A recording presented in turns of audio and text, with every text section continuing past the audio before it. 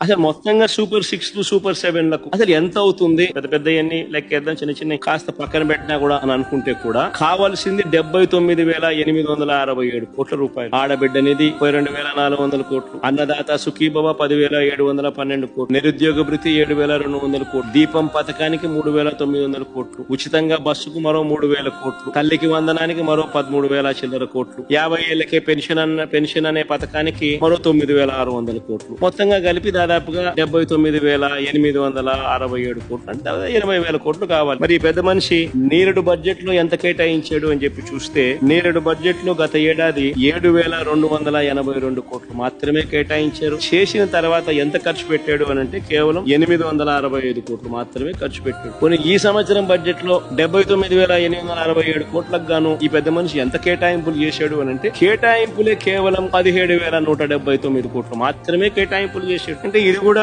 ఎలాగో మోసం చేయడమే కదా అనే పద్ధతిలో జరుగుతా ఉంది. బాబు షూరిటీ, మోసం గ్యారంటీ అన్నదానికి నిదర్శనాలు ఇవన్నీ కూడా.